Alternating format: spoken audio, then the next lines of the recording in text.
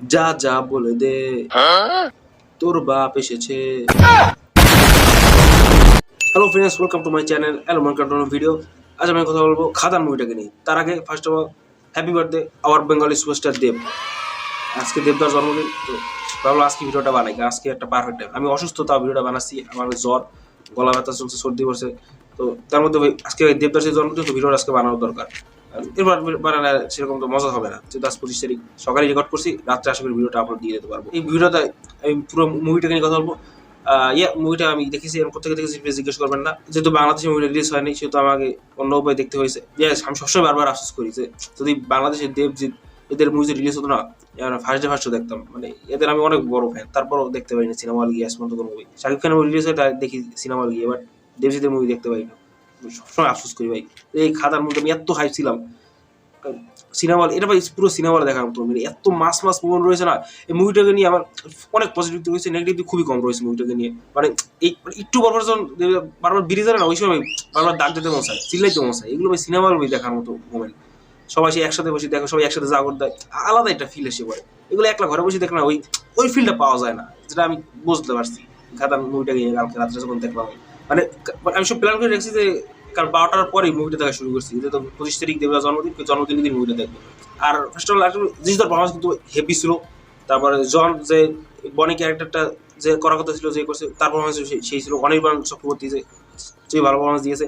মানে এটা বলবো না কেউ খারাপ অভিনয় করছে, ইদিকা খুব ভালো অভিনয় করছে, বারখা খুব ভালো অভিনয় করছে। আর দেব তো ভাই ফাটাই দিয়েছে লিটারলি। দুইটা ক্যারেক্টার আলাদা। মানে একবার এমন হয় না যে সে গুলাই ফেলছে।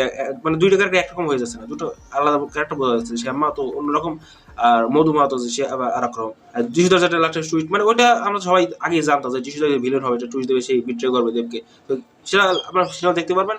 আর সবচেয়ে বড় ব্যাপার খাদান 2 তারা প্ল্যান করছে। মানে খাদান 2 আসবে 2027 বা 26 সালে হয়তো আসতে পারে খাদান 2। লাস্টে লেখা হচ্ছে টু বি কন্টিনিউ। কোনো হিন্টে নেই, কোনো বড় নতুন করে ভিলেনকে ইন্ট্রোডিউস করে নাই। আমরা শুনছিলাম বিদ্যুৎ জামাল বা সুনীল শেট্টি, এরকম কোনো নাম আসেনি। বা অন্য কোনো মানে পোস্ট ক্রেডিট সিন বা ক্লাইম্যাক্স মানে সেরকম কিছুই হয় নাই। তো লেখা হচ্ছে টু বি কন্টিনিউ, যে খাদান 2 আসবে। আর এই মুভিটা একটা পজিটিভ মুভির গানগুলো ভাই, প্রত্যেকটা গান মানে এমনভাবে হিট করে না। আমরা তো জাস্ট 4টা গান শুনেছি, রিলিজ হয়েছে, বাকি আরো অনেকগুলো গান রয়েছে। সেগুলো গান এমন এমন টাইম আসে। মানে একটা গান রয়েছে যখন ওই দেবের বাবা আছে, সেই গানটা মারা যায় যখন, তখন একটা গান আসে ফিরিয়ে দাও, সেই গানটা। তাছাড়া একটা গান আসে যখন যিশু গান গায়, রাধা রানী, ওই গানটা। ওই গানটা চলতে থাকবে, পিছনে চলে মারামারি। মানে আলাদাই লেভেল। আর্জেন্ট বেলেন এটা সৃষ্টি করা হয়েছে যে গান চলতে আছে অন্যরকম, বাট ওদের মারামারি চলতে আছে। I like it. মানে এনিমেল মুভি লাস্ট তো সেরকম ছিল, ইমোশনাল কাজ ছিল, বাট মারামারি ছিল। এটা মানে আমার যে নেগেটিভ পয়েন্ট বলি, এখন একটা নেগেটিভ পয়েন্ট বলি যে একটা নেগেটিভ পয়েন্ট ছিল যে অ্যাকশনটা আমি একটু উপরের লেভেলে চাইছিলাম। ভাইরাস বেশি থাকবে, লাইক কারাকারি মারামারি একটু বেশি চাইছিলাম। বাট অনেক পাইছি, ঠিক আছে। মানে এরকম বাংলা সিনেমা দেখা যায় না, যেগুলো দেখা গেছে পারিয়ে লেভেল হয় নাই। বাট দেবদাস সিনেমা এরকম ভায়োলেন্স দেখা যায় না, ঠিক আছে। তো সেই তুলনায় অনেকবার আমি আরো বেশি আশা করেছি। লাইক যেমন সাদা টি শার্টটা, সাদা আপনার শার্টই ছিল বা ফতুয়া, ওইটা পরে যখন মারামারি করে, যে আমরা যে পোস্টটা দেখেছিলাম যে সাদা জামা লাল রকম, সেটা আমি ভাবছিলাম আরো ভায়োলেন্ট হবে মারামারি সিনটা, বাট অতটা হয় নাই। বাট তবু খারাপ বলছি না, কিন্তু মানে মজা দেয়। কিন্তু প্রত্যেকটা ফাইট সিন মজা দেয় আলাদা একটা। মানে দেবদাসের সোয়াগ লেভেল, তার যে ওরা ভাই, ওটা দিয়ে পুরো করে দেয় সবকিছু।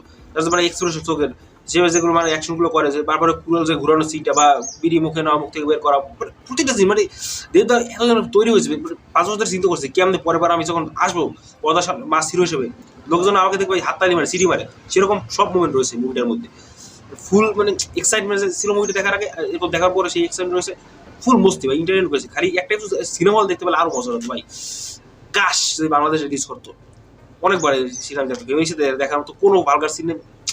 এটা যারা ইন্ডিয়া আছে ভাই, যদি ভিডিও থেকে দেখে থাকো, ইন্ডিয়া থেকেই আমার মোস্ট অফ অডিয়েন্স ইন্ডিয়া থেকে ভিডিও থেকে দেখে। আমার ভাই মিস করো না, যারা এখনো দেখো দেখে বলে সিনেমা হল আজকে জন্মদিন, আজকে হয়তো ভিডিওতে রাত্রে এসে, বাট দেখো ভাই ডিসেম্বরের মধ্যে দেখো।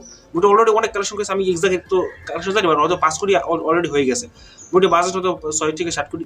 তো ভাই এটা ভাই সুপার হিট হয়ে যাবে, ব্লকবাস্টার হয়ে যাবে। এখন বহুরূপীর চেয়ে এরা বেশি কামাই কিনা, মানে বছরের সেরা টাকা কামানোর ছবি হয় কিনা, বা সেকেন্ডে থাকবে যত এখন বোঝা। বাট এটা অলরেডি সুপার হিট হয়ে গেছে, যেরকম কালেকশন করছে ভাই, হাউসফুল জায়গায় আছে প্রত্যেকটা শো, মানে আনবিলিভেবল। মানে এটা ভাই কল্পনাই করিনি যে একটা মাস সিনেমা, এরকম কমার্শিয়াল সিনেমা বাংলা চলতে পারে। দেবদা নিজে বলেছিল যে এটা 99% চলার চান্স থাকবে না এটা খাদানের, বাট সেখানে যা করে দিয়েছে ভাই।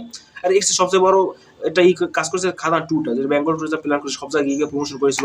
বা দেবদা যেহেতু সব জায়গায় ইন্টারভিউ দিয়েছে, তারা যেভাবে এই ফেসবুকে বা ইনস্টাগ্রাম সব জায়গায় যেরকম প্রমোশন করতে পারে, দেবদা ভাই প্রমোশনের কিং, সেটা ভাই দেখাই দিচ্ছে খাদানের সময়।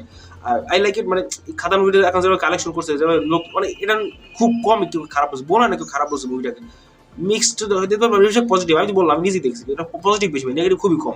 মুভিটা আরো বড় হলে ভালো হতো, মুভিটা কাছে আরো স্ক্রিনটা একটু বাড়লে ভালো হতো, লাইক 2 ঘন্টা 45 মিনিট হলো হতো, মানে আরো বড় করে দেখানো যেত কারেক্ট, মানে বুঝে অনেক ফাস্ট ফাস্ট চলে গেছে, বাট বোরিং লাগে না কিন্তু, ঠিক আছে, বাট আরো ভালোভাবে দেখলে বোরিং লাগতো। বাট খাদান ভাই এমন ঠিক আছে, ইয়েস এটা ভাই বোরিং লাগলো, বাট আরো বড় করে ক্যারেক্টারগুলো আরো বাড়িয়ে যদি দেখাতো, আরো লাইক শ্যামবাদ ক্যারেক্টার আরো যদি বিস্তারিত দেখাতো, ওকে মানে আমি এগুলো নেগেটিভ পয়েন্ট বলছি না, ওয়ার্ক করেছে মুভি দেখার সময় ওয়ার্ক করেছে, এত মাথায় আসে না এইসব চিন্তা, খালি সামনে চলে যাচ্ছে, বোরিং লাগে না বুঝছো।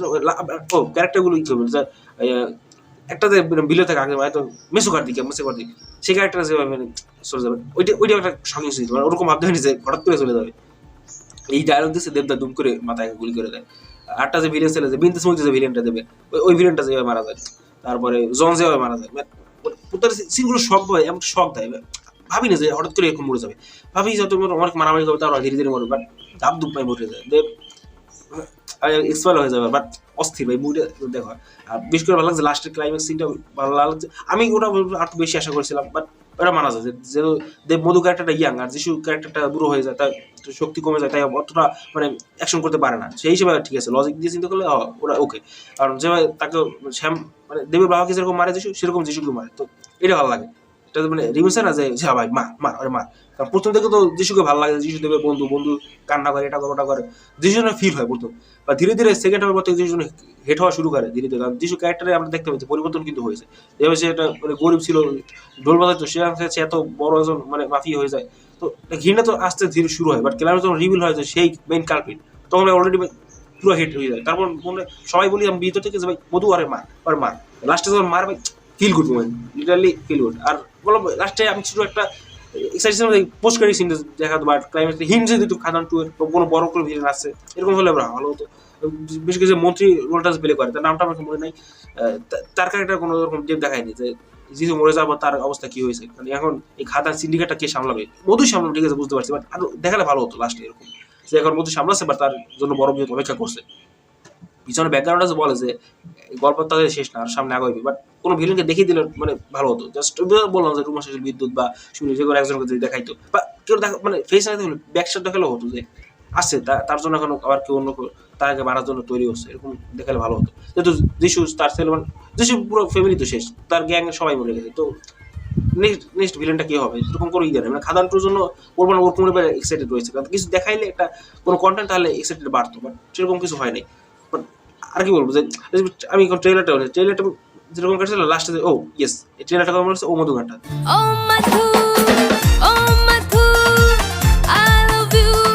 এটি কিন্তু আমার ভাবছিলাম পুরো একটা গান আসবে যদি আয় না, এটা জাস্ট ওই ট্রেলার যেটা দেখেছি ওরকম কিছু, ও মধু দেবে দাম মধু থাকতো, তো এদিকে আবার ডাকে ওই জন্য সে রাগটা তার রাগ করেছে রাগটা ভাঙানোর জন্য, তো এটা আর নাথিং কিছু না। আমি ভাবছিলাম ওকে কোয়েলে মেনশন করবে কিছু, তো সেরকম কিছু হয়নি।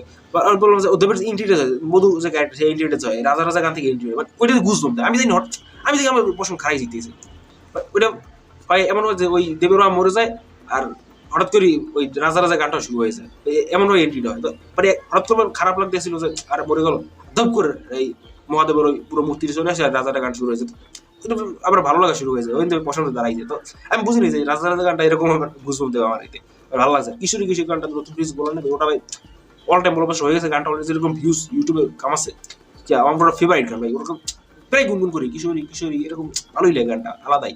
হাইরেবি হলো আমি 3 নম্বর রাখবো, কিশোরী 1 নম্বরে, রাজাটা 2 নম্বরে, হাইরেবি 3 নম্বরে রাখবো।